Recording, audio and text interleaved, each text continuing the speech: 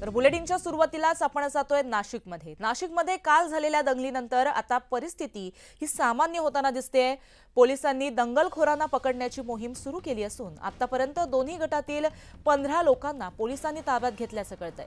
जुन्या नाशिक शहरातील भद्रकाली परिसरामध्ये पोलीस बंदोबस्त तैनात असून जमावबंदीचे आदेश देखील लागू करण्यात आले आहेत। कायदा सुव्यवस्था अबाधित राहावी यासाठी पालकमंत्री दादा भुसे यांनी दुपारी पोलिसांसह प्रशासनाची बैठक देखील बोलावली आहे। त्यांची आज बैठक पार पडणार आहे।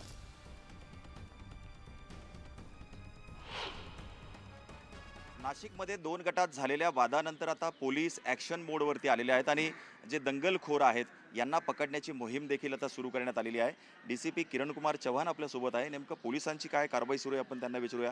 सर, काल जी घटना घडली आहे एकतर कारण काय होतं तुम्हाला समोर आलंय आणि कसा तपास आता पोलिसांचा यामध्ये सुरू आहे? काल भद्रकालीच्या एरियामध्ये 2 गट समोरासमोर आले होते। त्यानंतर तणावासारखी परिस्थिती निर्माण होण्याचा प्रयत्न करण्यात आला होता, परंतु पोलीस बंदोबस्त आधीच तैनात करण्यात आला असल्यामुळे पोलिसांनी लगेच जमावावरती नियंत्रण मिळवून त्यांना त्या ठिकाणावरून काढून दिलं। या अनुषंगाने जे काही तणाव निर्माण करण्याचा प्रयत्न करत होते त्यांच्यावरती गुन्हे दाखल करण्यात आलेले आहेत। फुटेज बघून, व्हिडिओ बघून आरोपींची ओळख पटवण्यात आलेली आहे। त्यापैकी 15 आरोपींना अटक करण्यात आलेली आहे। यामध्ये सध्या सर्वत्र परिस्थिती शांततेमध्ये आहे आणि नियंत्रणात आहे। या घटनेच्या अनुषंगाने सर्वांना एक आवाहन असेल की जे काही सोशल मीडियावरती पोस्ट टाकतात असं जर कोणी प्रयत्न केला तर त्यांच्यावरती देखील कारवाई केली जाईल। कुणीही अफवांवरती विश्वास ठेवू नये।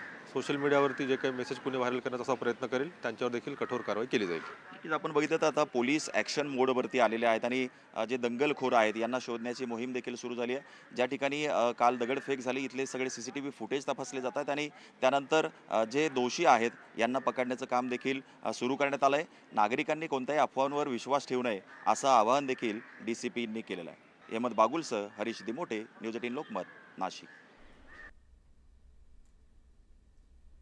तर बांगलादेशमध्ये होत असलेल्या हिंदूंवरील अत्याचाराचा निषेधार्थ आज नांदेडमध्ये बंद पुकारण्यात आलाय। सकल हिंदू समाजाच्या वतीनं नांदेड बंदचं आवाहन करण्यात आलंय। नांदेड बंदला चांगला प्रतिसाद मिळतोय। सकाळपासून संपूर्ण नांदेड शहरामध्ये कडकडीत बंद पाळण्यात आलाय। मुख्य बाजारपेठा देखील सकाळपासून बंद आहेत। अनुचित प्रकार घडू नये यासाठी शहरामध्ये ठिकठिकाणी पोलीस बंदोबस्त देखील तैनात करण्यात आलाय।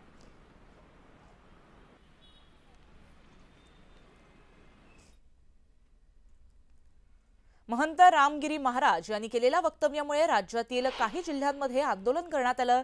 छत्रपती संभाजीनगर आणि अहमदनगर शहरामध्ये शेकडो आंदोलक हे रस्त्यावरती आले होते। महाराजांवर कारवाई करण्यासाठी येवला आणि मनमाड इथं रात्री रास्ता रोखण्यात आला। तर दुसरीकडे मनमाडमध्ये मुस्लिम बांधवांनी पोलीस स्टेशनजवळ ठिय्या आंदोलन केलं होतं। रामगिरी महाराजांविरोधात गुन्हा दाखल करण्याच्या मागणीसाठी मुस्लिम समाज हा आक्रमक झालाय। दरम्यान या संदर्भात न्यूज 18 लोकमतशी बोलताना महंत रामगिरी यांनी आपली भूमिका स्पष्ट केली आहे। आपण कुणावर टीका केली नाही असं विश्लेषण त्यांनी केलंय। ते नेमकं काय म्हणालेत ऐकूया।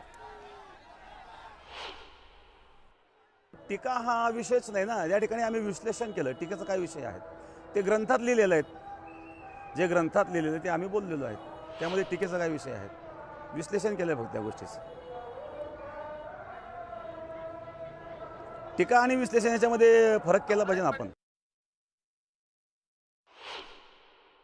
बांगलादेशामध्ये जे काही कार्य घडलेलं आहे, कोट्यावधी असणाऱ्या हिंदूंवर जो अत्याचार होतोय, कोट्यावधी हिंदू हे बांगलादेशाच्या बॉर्डरवर आहेत।